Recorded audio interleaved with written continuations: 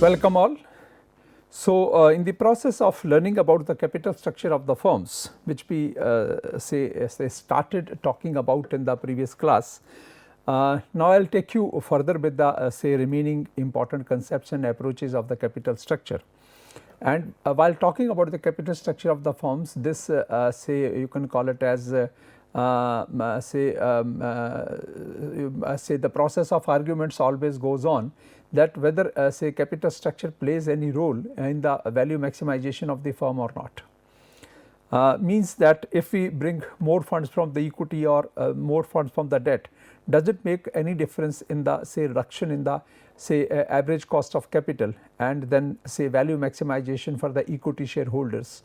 So, this process is a years old, ages old, decades old, and now it has started stabilizing because now many say scientific theories are available, many say research based theories are available that capital structure yes makes a difference, and if you say have more amount of the debt, if you employ more amount of the debt in the firm in the total financial resources or in the total capital structure of the firm, then the overall cost of capital can be brought down, the weighted average cost of capital can be brought down, and the value maximization of the firm for the equity shareholders can be attained. This objective of the value maximization for the equity shareholders can be attained.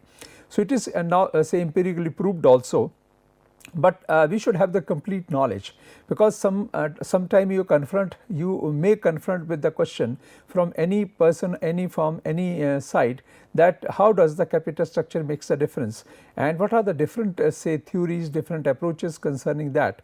So, you should be clear about all the theories, all the approaches and the background, and say now the final decision we have arrived at after the say systematic research that capital structure makes a difference. So, before that what was the situation and where we started learning about this capital structure process systematically, and now what is the current state of affairs, you should be very clear. Being a student of finance, you should be very clear about that. So, now I will take you back a little bit and then we will start with the different approaches, and we will divide the learning of the theories of the capital structure into two broad say ways. One is those theories which are we can call it as not as such as the systematic approaches or any kind of the theories based upon the research, rather they are simply based upon the general understanding or maybe the rules of thumb or maybe the anecdotes, and no you can call it as systematic theory has been developed on the basis of the research. But those theories are equally important even today, you cannot ignore them, and they are basically the basis of the systematic research and say finding it out by the different researchers that yes capital structure makes a difference, and the moment you increase the amount of leverage in the firm or you employ more amount of the leverage in the firm, leverage means the debt capital, the borrowed capital, because of the tax deductible advantage of the borrowed capital, it reduces the overall cost of capital of the firm, weighted average cost of capital of the firm, and otherwise also the cost of the debt being a fixed cost, it does not increase with the profitability or does not come down with the reduction in the profitability. So, the firms, if they are sure about earning the profitability or they are going to be the highly profit making firms, for them for those firms for deciding their capital structure, yes they must bring a more amount of the debt in the firm. So, this process of learning about the composition of debt and equity in the firm and the process of deciding the capital structure of the firms is a very important component of the say discipline of financial management, and being a student of financial management you should be clear about all these theories and the systematic processes and how this genesis of the capital structure has moved forward, and now where we stand and what is the latest thought, right. So, different approaches are there. I will discuss with you the four important approaches. One one approach is the systematic approach, whereas the other three are the unsystematic approaches. So, when the systematic approach was not available, which was given in 1958 for the first time by say Nobel laureates, two Nobel laureates in economics, financial economics, Modigliani, Franco Modigliani and the Merton Miller. So, these two economists, they have given it the approach which is called as the systematic approach of the capital structure, That came in 1958 for the first time, and even 1958 the report they gave or the theory they propounded, that they themselves rejected overall later on over a period of 3 to 4 years in I think 62, when they gave the second version of the theory or second proposition of the theory.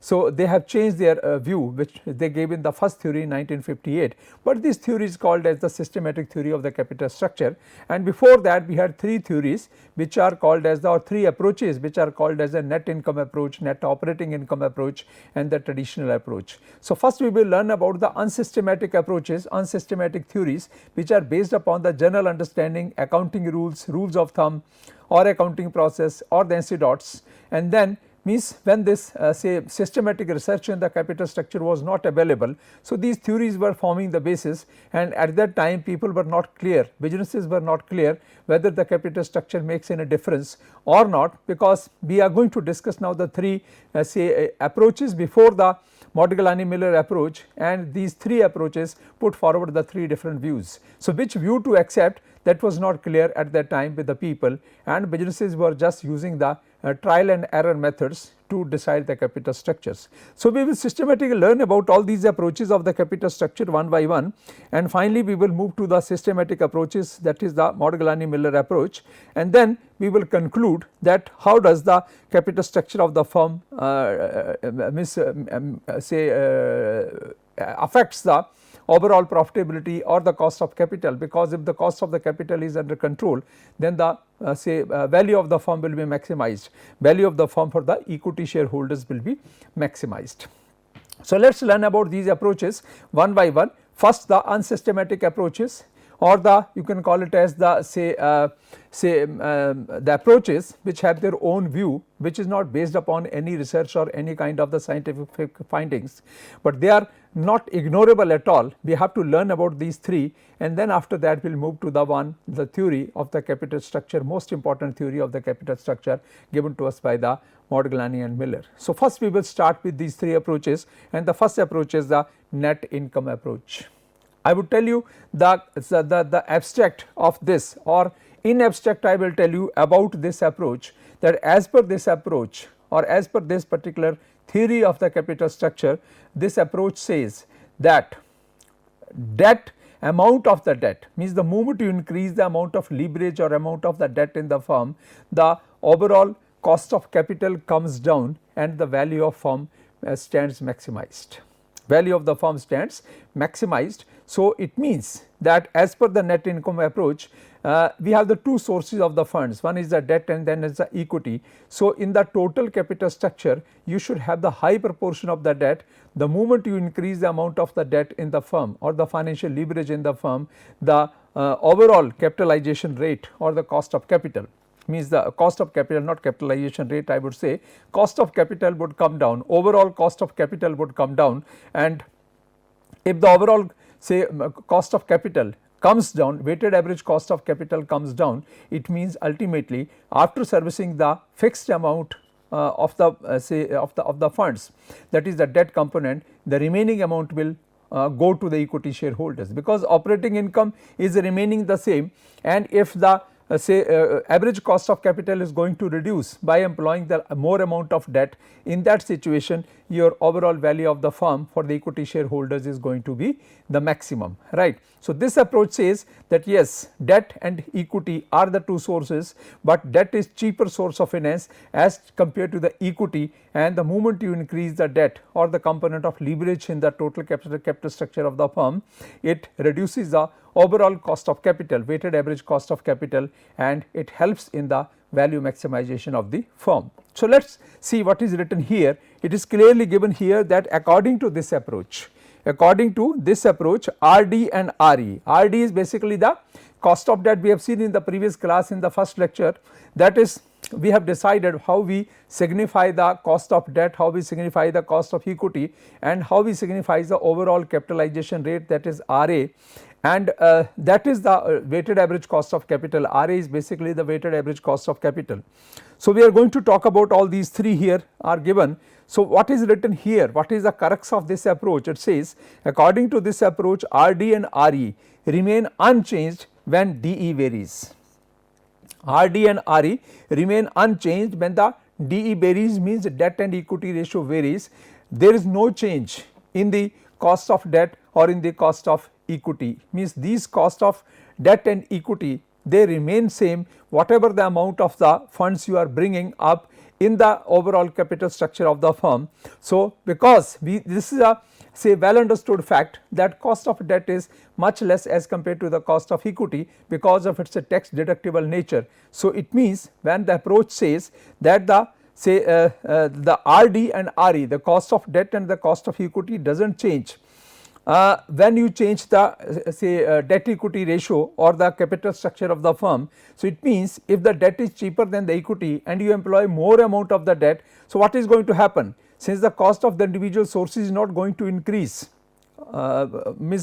beyond a particular point. So, in that case if you employ the more amount of the debt in the total capital structure of the firm, then the overall cost of capital, that is RA, is going to go down. So, it means it is written here this constancy of RD, this constancy of RD and RE with respect to the debt equity ratio means that RA is the overall capitalization rate or the weighted average cost of capital. With the help of, we have seen in the previous class, it is given here. For example, RA is basically the weighted average cost of capital, the total capitalization. So, RA declines as DE increases. As the debt to equity ratio increases, RA declines, overall cost of capital declines, weighted average cost of capital declines, because debt being the cheaper source of finance, when its weightage in the capital structure is increased, then certainly it is the beneficial position for the equity shareholder and the objective of the value maximization can be achieved. Right. Now, for example, say graphically it is shown here that on this x axis you are given the debt equity ratio and here you are given the rate of return and here you are given the three important costs, right. So, first line is talking about the say this is depicting the cost of debt, then this third line is talking about the cost of equity and in between this dotted line is this is talking about the RA, that is the overall cost of capital, weighted average cost of capital, right. So, here you are at the 0 level, right. So, here is a rate of return going from this to this upwards, you can say that this is like this and this is like this and this is the debt equity ratio. So, it means in this debt equity ratio when you move from this side to this side, what you are going to do here is that if you employ the more amount of the debt in the firm, if you are having the amount of the debt in the firm up to this level, the overall cost of capital is at this level. If it increases up to this level, cost of debt goes like this, because when the debt amount increases in the firm, cost of the debt will also increase, but the overall capitalization is going to go down, and if it is reaching here then it is reaching here, and for example if it is the say debt component is further going up in the debt, is a debt equity ratio, then the overall capitalization rate is going to be the minimum. So, what is happening, cost of equity is stable, that is not going to change, means if you are increasing the the debt equity ratio, cost of equity remaining changed, even the cost of debt is also unchanged, cost of equity is unchanged, it is given in the approach itself that the cost of debt and equity remain unchanged, only the overall cost of capital goes down when you increase the component of debt in the say overall capital structure of the firm, and that is happening here, we are showing it here, cost of debt is same, cost of equity is same, and when the moment in the debt equity ratio you are increasing the component of the debt here going from this side to this side, overall your cost of capital, that is RA, is declining, this with the say increase of the debt in the overall capital structure of the firm, right. Because this approach says, this approach advocates that debt being the tax deductible, number one, it is fixed in terms of the cost. If there is increased profitability in the firm, then the cost of debt does not change, does not increase, and since it is the tax deductible, so the moment you increase the amount of the debt, so means in the larger, for example in the total capital of the firm 80% is coming from the debt and 20% is coming from the equity, so it means so overall say out of the total cost of capital 80% is the controlled cost or the lower level of the cost as compared to the equity cost, only 20% is the equity cost, which is the higher cost. So, it means higher the amount of debt, higher the amount of debt, it means the overall cost of capital is going to go down. Only negative advantage or the only negative feature of the debt is that your risk level goes up, because it is a fixed cost on the or against the revenues of the firm. It is a fixed charge, it is a fixed cost. You have to service the debt in any case, whether you have the revenue, you do not have the revenue, whether you are a profit making firm, you are a loss making firm. In any case, you have to service the debt, you have to pay the cost of the debt, which is not the case with the equity. But if the firm is able to cross that threshold level and the minimum income is going to be ensured by the firm, then certainly as per this approach, larger the amount of the debt, lower is going to be the overall cost of capital, and the firm is going to say increase the value of the firm. This overall value of the firm is going to increase because of this capital structure where the financial leverage is high. So, we have to learn with the help of this particular example here. If you look at this particular example, you can say net income approach, and this example will help us to understand how the overall cost of capital goes down the moment the amount of debt in any firm increases.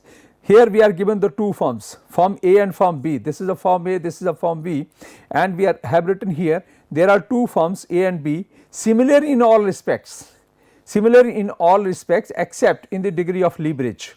In the degree of leverage employed by them, in one firm the degree of debt is higher as compared to the other firm, or maybe in the one firm the level of debt is 0, in the second firm the level of debt is high, and the financial data which is given to here given to us here is that will help us to understand the overall capital structure of the firm.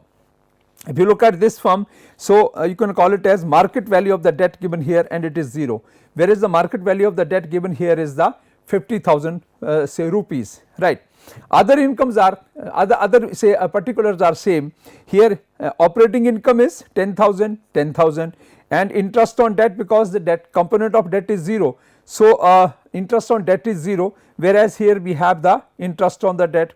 Equity earnings are 10,000, because whatever the operating income is, that 100% will go to the equity shareholders, because no cost of the debt has to be paid, because the level of debt is 0, whereas here the equity earnings have come down, means the total earning, total income minus the cost of the debt. So, remaining is going to be the say equity earnings. Cost of equity capital is 10%, same 10%, cost of debt capital 6%, 6%, and value market value of the equity is 100,000, and here it is 70,000. And so, if you talk about the total value of the firm, it is 1 lakh, it is 1,20,000 rupees. So, the firm which is employing the debt component, the overall say total value of the firm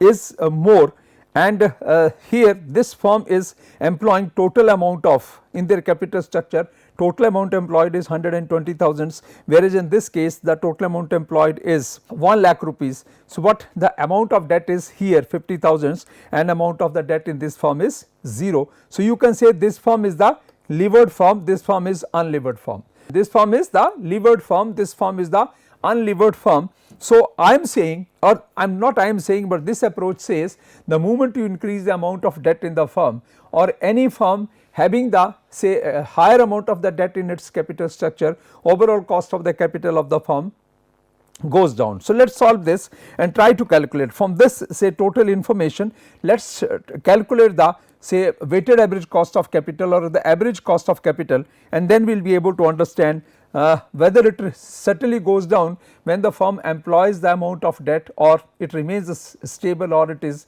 otherwise, right. So, you can say that is the weighted average cost of capital for the firm A, or of weighted average cost of capital of firm A, of the firm A, right.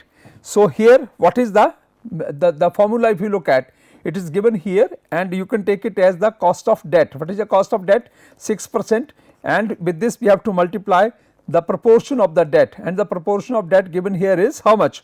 The proportion of debt given in this is, that is 1 lakh rupees is the total capitalization, proportion of debt is 0 here, and then it is the equity, cost of equity is at 10%, and here the total amount is coming from the total say capital is coming in the capital structure only from the equity capital. So, if you calculate the weighted average cost of capital for this firm, we have the proportion of the weights. So, weight of the debt is 0 and the weight of equity is 100% and the cost of debt is 6%, cost of equity is 10%. If you calculate the cost of, say, average cost of capital here, so you will find out this comes out as say 10%.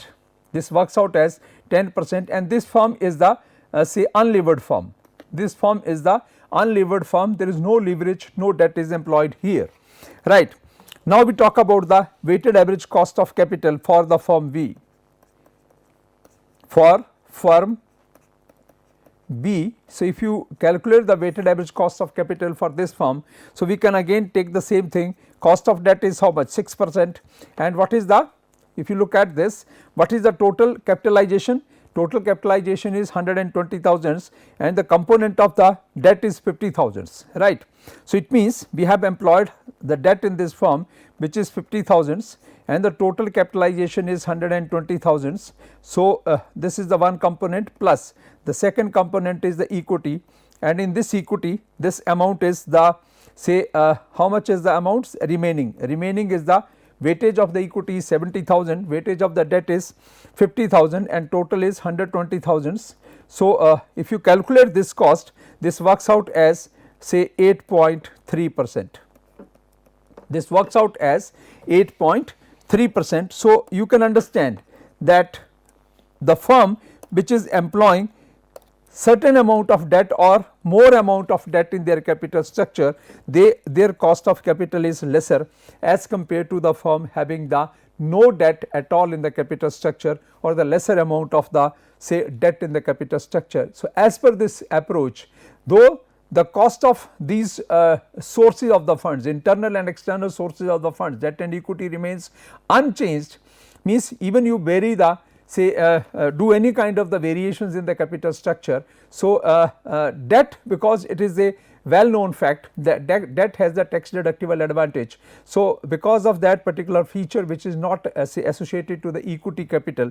So, because of that tax advantage feature of the, or the feature associated to the debt, it makes the debt as the cheaper source of the fund, or the cost of the debt is much less as compared to the cost of equity, and because of that the moment you vary the say capital structure or the debt equity ratio and you increase the component of the debt in the overall capital structure. So, the overall cost of capital or the weighted average cost of the capital of the firm goes down, because cost of equity remains unchanged, cost of debt remains unchanged, but cost of debt goes down because of its tax deductible nature. So, overall cost of the debt is lesser normally as compared to the cost of equity, and that say create a situation where the higher amount of the debt or higher amount of leverage in the capital structure of the firm reduces the overall cost of capital for the firm. And if the cost of capital goes down, certainly the reverse will happen, that the value of the firm will be maximized,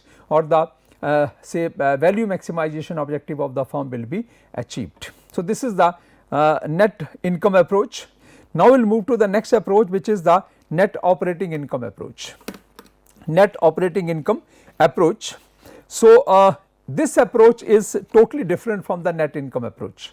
This approach says, net operating income approach says that though the cost of debt and equity is same in the beginning, though the cost of debt and equity, like the say net income approach, the cost of debt and equity remains the same, but the moment you say varies the debt equity ratio, the moment you vary the debt equity ratio and increase the proportion of debt in the total capital structure of the firm, the cost of equity capital goes up. The cost of equity capital goes up, it does not remain stable. This is the crux of this say approach, net operating income approach. The moment, yes, the cost of these two is same, we understand, but the moment you increase the component of debt in the capital structure of the firm, cost of equity increases, because equity shareholders increase their required rate of return because of the increased element of risk, because of the increased amount of the debt in the firm. equity shareholders assume that the more amount of the debt you are employing in the firm, it means the overall risk of the firm is going to increase. So, they have to bear more amount of the risk because of the increased amount of the debt employed by the firm. So, their cost of capital will also be going up because their required rate of return goes up, because they want more compensation. To be compensated means those people want, the equity shareholders want to be compensated for the higher amount of the risk they are going to take because of the higher amount of the debt employed by the firm.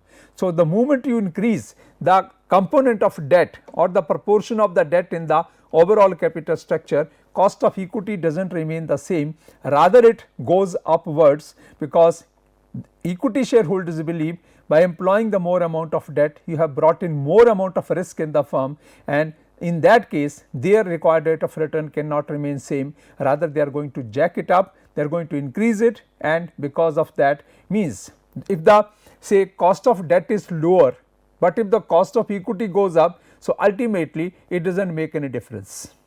It does not make any difference in the overall cost of capital of the firm, because we understand this approach also accepts debt is a cheaper source of the funds as compared to the equity, right, but it is to that extent when the debt and equity are in the equal proportion, right.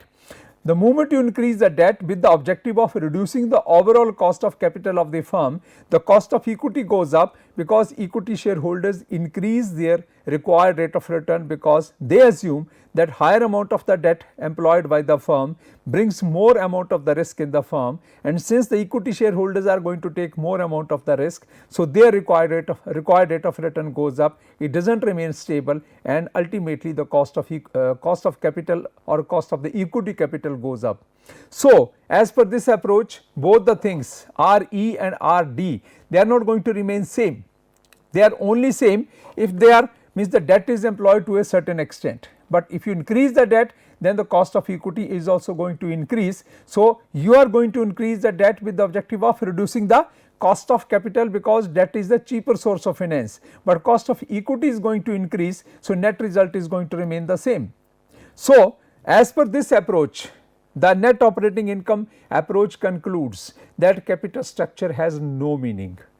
Whether you bring the funds in the firm from the debt or the equity, overall cost of capital is going to remain the same, it is not going to change. You cannot say that the debt is having the tax deductible advantage, so it is a cheaper source of funds, that thing is not going to happen, mind it. So, this approach is literally followed by the Modigliani and Miller. The first proposition, the first hypothesis of the Modigliani and Miller, which they propounded or they proved in 1958 under their first theory of the capital structure, they themselves agreed with this say approach. Net operating means it is the first proposition, the first part of the Modigliani-Miller theory is the replica of the net operating income approach. In that approach they have empirically proved it. After the systematic research they have proved it that debt and equity has no say difference to make in the overall capital structure, or the capital structure has no meaning. The debt and cost of debt and equity is same, but the moment you increase the debt in the firm with the objective of reducing the cost of equity goes up. So, it has no meaning, overall cost of the capital is going to remain the same. So, if you are employing them in the equal proportion, then there is a different cost of capital, but if you want to reduce the cost of capital and increase the component of debt in the firm, because the debt has the tax deductible advantage, in that case cost of equity is going to increase. So, net result is going to remain the same. It is empirically proved by the Modigliani-Miller in the first part of their theory. However, they have rejected their own theory in the second version, and then they have proved it that yes, the say employing the more amount of the debt in the firm reduces the overall cost of capital. So, the capital structure has a meaning. It means the first approach was then accepted by them, that is a net income approach. First they accepted the net operating income approach, this approach which says that it has no meaning, capital structure has no meaning, whereas the second proposition of the Modigliani-Miller says that capital structure has the meaning and cost of equity and debt remain unchanged, but debt having the tax deductible advantage reduces the overall cost of capital of the firm and maximizes the value of the firm. So, now let us understand this approach systematically, the net operating income approach. So, first see what is given here. According to this approach, the overall capitalization rate RA and the cost of debt remain constant for all degree of leverages. This is not going to change, RA is not going to change, RD is also not going to change, right.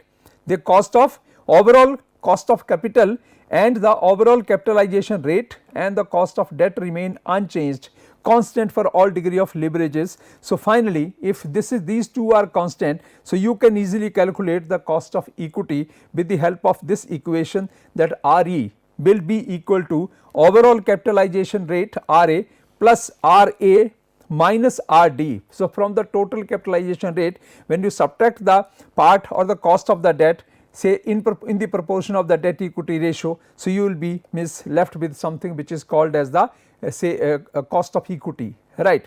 So, they have what this approach says, this approach was basically given to us by the David Durant, right. So, he was the advocate of that. I understand that the cost of debt is lesser as compared to the cost of equity, but what happens? See here, now he has said, he has proven with the help of this structure that here we have the rate of return, this is a debt equity ratio, on the x axis we have the debt equity ratio, on the y axis we have the rates of the return, and these are the cost. This is the cost of debt, like in the previous approach, cost of the debt is unchanged. In this case, in the previous approach, this RA was say showing a declining trend and RE was stable, but in this case RA is now showing the stable trend and RE is showing the rising trend. So, what is the meaning? What I discussed with you just a moment back, that the moment that component of debt increases in the firm, when you move in the debt equity ratio from the 0 to this side, so if you are having the amount of debt in the firm, so cost of debt is this much, but the cost of equity is this much, and if you increase the amount of debt in the firm, so the cost of debt will be this much, but the cost of equity will be this much, and if you make the amount of debt in the total capital structure on the debt equity ratio up to this level, then the cost of equity is this level. So, what is happening? You are increasing the amount of the debt in the firm with the objective that this is a cheaper source of the fund because of the tax deductible advantage. So, you are increasing this component and you want to reduce the overall cost of capital, but what is happening? The moment you are increasing the amount of debt in the firm, the equity shareholders are increasing their cost. So, this reduction in the cost of capital because of the cheaper source of the fund is offset by the increased cost of the capital coming from the equity capital. So, ultimately RA is same here, RA is same here and RA is same here. So, in all the three levels, the overall cost of the capital or overall capitalization rate for the firm is same, because equity shareholders assume that increased amount of the debt employed in the firm brings more amount of the risk in the firm, and that is not good for the equity shareholders. So, they should be compensated for bearing the increased amount of the risk because of the increased amount of the debt. So, our cost of the capital has to go up. So, one source you are reducing the cost of capital, other source is increasing the cost of capital. As a result, the net result remaining the same, that ultimately your overall say capitalization rate or the say weighted average cost of capital, that is RA, is going to remain same, it is not going to change. So, what we conclude, you can say that this capital structure has no meaning, it does not affect the say the cost of the capital. Largely the cost of capital remains the same whether the funds come from debt or the funds come from the equity.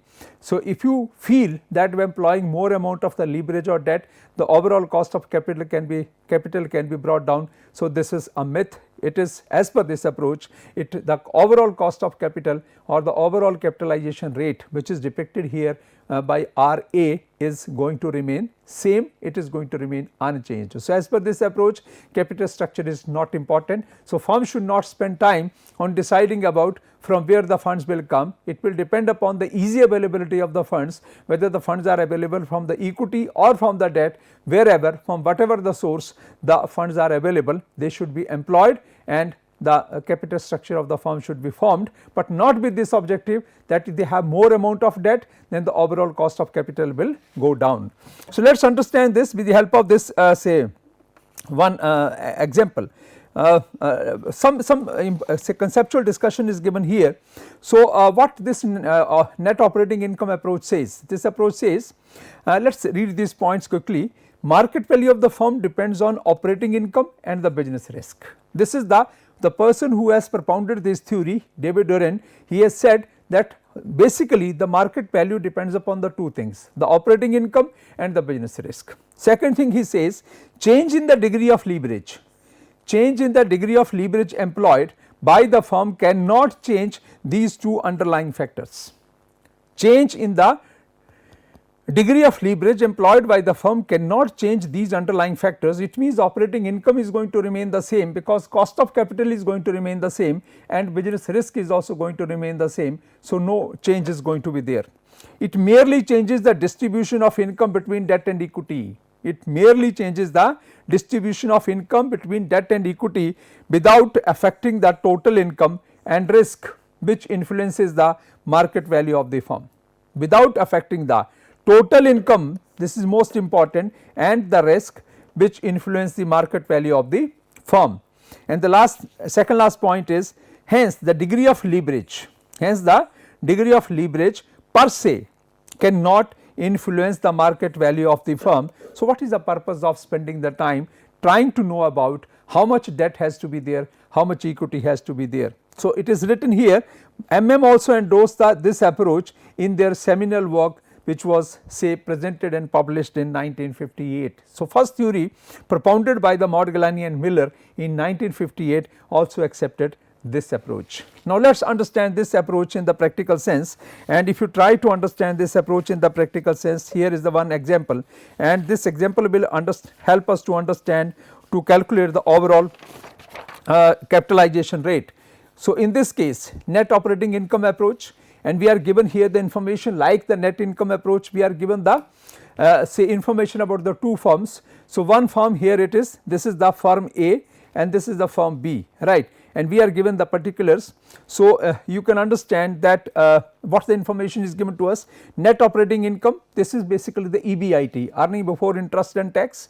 This is the say EBIT, you can write it here as EBIT, earning before interest and tax. Net operating income, so which is same in both the cases, firm A and firm B, again 10,000 rupees. Overall capitalization rate is again same, overall cost of capital is same, that is 15%, right. Total market value is of the this firm is also same, 66,667, right, and interest on the debt is 1,000 here, interest on the debt is 3,000 here. Interest on the debt is this much here and interest on the debt is this much here, and here we talk about the capitalization rate.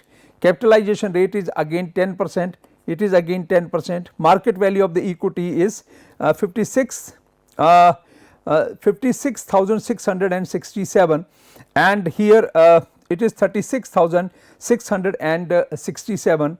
So, market value of the debt is this much, market value of the debt is this much, and debt equity ratio is this much, debt equity ratio is this much. In this firm debt equity ratio is just 17.6%, and in this firm the debt to equity ratio is 81.8%. So, we should be able to find out what we have to find out here, calculate the equity capitalization rate for both the firms. Calculate the equity capitalization rate for both the firms. So, if you talk about the say equity capitalization rate for both the firms, so you can call it as that means equity capitalization means the cost of equity for both the firms. So, in this case we have to prove it. With the help of this example we are going to prove it. The moment you increase the amount of the debt in the firm, the cost of equity increases, and this is the equity capitalization rate we are going to calculate here. So, it means in this firm A, the amount of debt is much less, that is just 10,000 as compared to this firm B. So, it means the equity capitalization rate for the firm B must be higher as compared to the firm A, and that is what we are going to calculate or we are going to find out. So, let us calculate the equity capitalization rate for both the firms and then try to find out whether the equity capitalization rate increases with the increase in the amount of financial leverage or debt or not. So, equity capitalization rate for equity capitalization rate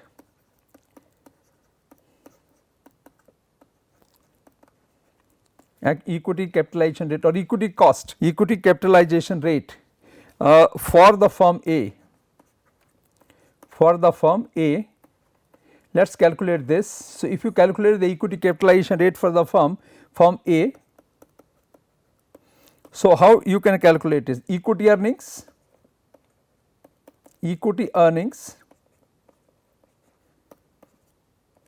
divided by the market value of equity,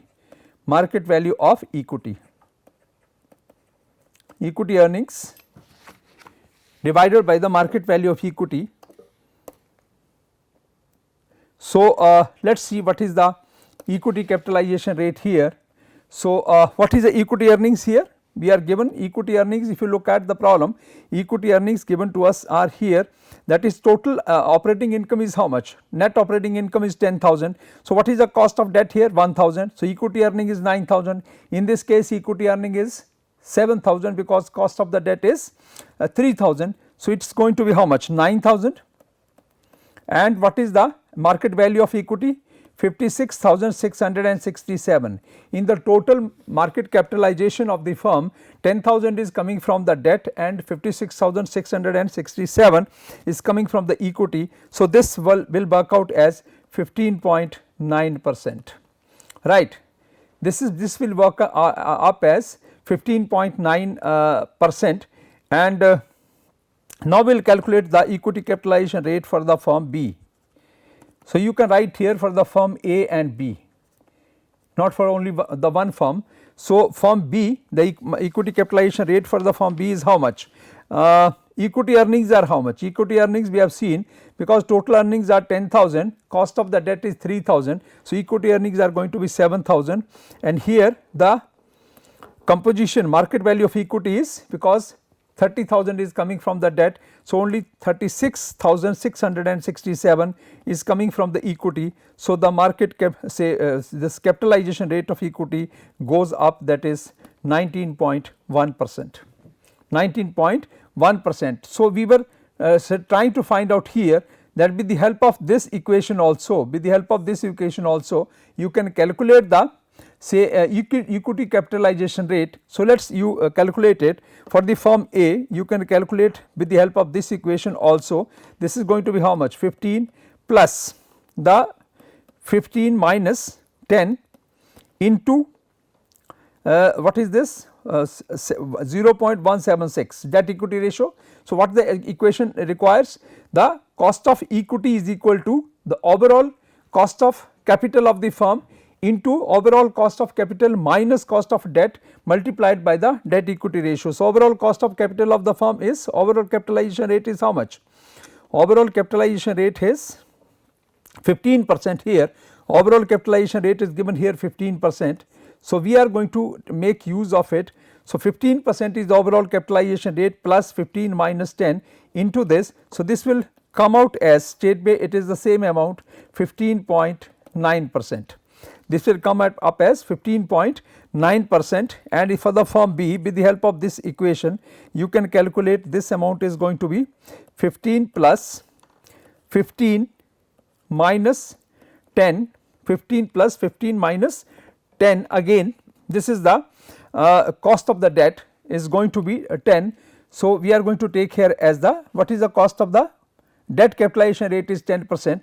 So, this is the cost of the debt is 10%, overall cost of capital is 15%, but the debt equity ratio is changing and now the debt equity ratio is 0.818, this is 81.8%. So, the same amount you can calculate as calculated above and this is going to be the equity capitalization rate. So, equity capitalization rate goes up the moment the amount of financial leverage or the debt increases, and this is what we have tried to prove here in the two firms. One is employing the lesser amount of debt, another is employing the higher amount of debt. In the one there is a 10,000, in the other there is the 30,000. So, we have seen here empirically with the help of this example, the moment the amount of debt in the total capital structure on the debt equity ratio increases, equity shareholders increase their capitalization rate, and ultimately the overall cost of capital, that is RA, depicted by RA, remains same. So, capital structure has no meaning. Whether you bring the funds from debt and equity, that is not going to affect, because ultimately the value of the firm depends upon the operating income and the business risk. So, this is what this approach says, and this approach I am again repeating that it is also supported by the Modigliani and Miller in their first part of their very, as you can call it, as a renowned and classical theory on the capital structure. So, before we close the discussion for this class, let us talk quickly about the next approach also, and that approach, the third approach, is the traditional approach. The third approach is the traditional approach, and in this approach means finally you can say something is drawn from the first, something is drawn from the second approach, something is from the net income approach, something from the net operating income approach, and finally this approach says that, means ultimately it also concludes that capital structure has lesser meaning. It does not totally reject that the capital structure has no meaning, it guides to some extent, but ultimately not in the way that a normal standard theory on the capital structure should be guiding the firms to form their capital structure. So, what this traditional approach says? RD, the cost of debt remains more or less constant up to a certain level of leverage, but rises thereafter at an increasing rate. Cost of debt remains constant.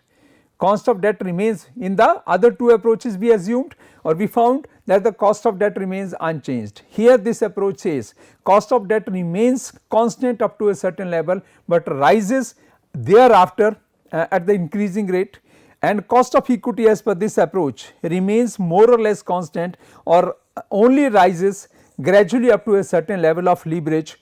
This is supporting the second approach and rises sharply thereafter, right. So, this is say partly it is supporting the net operating income approach, that the moment the amount of leverage increases in the firm, cost of equity rises at a very faster rate or at the sharper rate, and overall cost of capital RA as a consequence of the above behavior of RE and RD does what? Number 1, decreases up to a certain point, because amount of the debt is higher and the cost of debt is low, and the amount of equity is low and amount of cost of equity is higher. So, as a result of that, the RA decreases up to a certain point.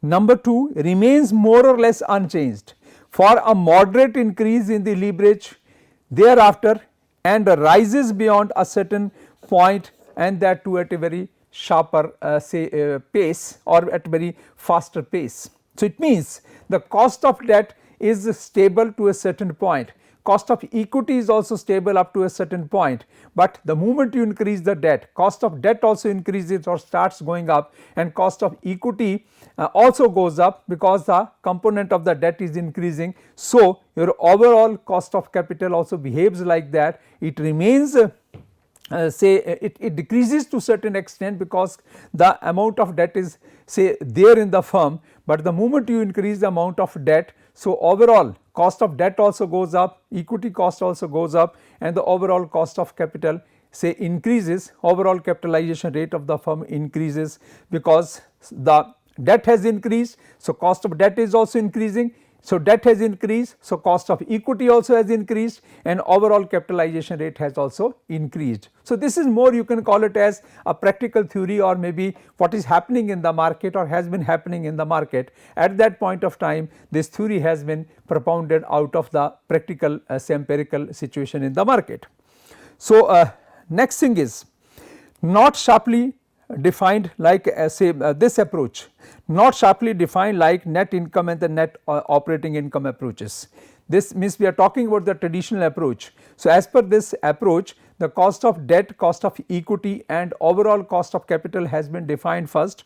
After that, it is say observed here that this approach is not sharply defined like net income approach or net operating income approach, and its approach says cost of capital is dependent upon the capital structure, and there is an optimal capital structure that is that minimizes the cost of capital. Means this approach talks about the optimal capital structure that minimizes the cost of capital, optimal capital structure. And this approach further also says that at the optimal this capital structure, cost of debt and equity is same, cost of debt and equity is same. So, that capital structure is called as the optimal capital structure, but the moment you say change the proportion of debt, and when the say in this case what it is written here, at the optimal capital structure the real marginal cost of the debt and equity is same. That is why we call it as the optimal marginal this capital structure, because marginal cost of debt and equity is same at this level. And next thing is, before the optimal point the real marginal cost of debt is less. The real marginal cost of debt is less than the marginal cost of equity, and beyond the optimal point the real marginal cost of debt is more than the real marginal cost of equity. So, overall cost of capital goes up. So, it means we need to develop a capital structure which can be called as the optimal capital structure, which can be called as the balanced capital structure, where the proportion of debt and equity should be in the say more or less you can say in the equal proportions, so that two costs are equal. So, that is called as the optimal capital structure. But the moment you change the proportion of debt or equity, so the level of optimization is going to get disturbed, and the moment the level of optimization gets disturbed, so if you increase the amount of debt in the firm, initially the cost of debt will be low, but beyond that beyond a certain point it will increase at a very faster pace, increasing the overall cost of capital. Similarly, because of the increased amount of the debt beyond the optimal point, the cost of equity will also increase because of the increased amount of the risk, because of the higher amount of the debt in the firm. So, overall cost of capital will increase because cost of debt has also gone up, cost of equity has also gone up. So, overall capitalization rate has gone up. So, this seems to be some practical say basis of defining this approach, which is the traditional approach observed maybe say about 50, 70 or 70 years back in the market, and whatever was happening at that time, it was found, it was observed at that time. So, the traditional approach was developed. So, till now we discussed the three approaches. One is the net income approach, net operating income approach, and traditional approach. And now a $1 million question is that which approach is the most appropriate for defining or deciding the capital structure of the firm. Which approach is the most appropriate? It is very difficult to decide which approach to accept, which approach is say going to give us the final result of these three. It is a very conflicting issue, because these are all three say approaches are going to give us the conflicting results. So, it is totally not it will be totally incorrect to accept either of the three, or maybe not to accept any of the approach, or finally we have to get an answer that one approach says something, other approach says something, third approach says something. So, which one is correct, which one is to be accepted? And for that we have to move to the next level, and that next level is the say systematic research based scientific theory of the capital structure, given for the first time in 1958 by Franco Modigliani and Merton Miller. And in the next class I will discuss with you in detail the Modigliani Miller theory of the capital structure. We will first learn that what was the original theory, first proposition of the theory given by these two Nobel laureates, financial economists who became Nobel laureates later on. What was the first version, first proposition of the capital structure theory given by these two people, these two Nobel laureates, and how they changed their own findings of the first propositions in the second proposition. So, that all means we will be talking about, we will be learning about the say systematic approach of the capital structure, Modigliani Miller theory of the capital structure, but in the next class. Till then, thank you very much. I will stop here for this class, and we will resume next class, or we will start talking about say the capital structure. We will resume the discussion on the capital structure in the next class, where we will talk about the MM theory, Modigliani Miller theory of the capital structure. Thank you very much.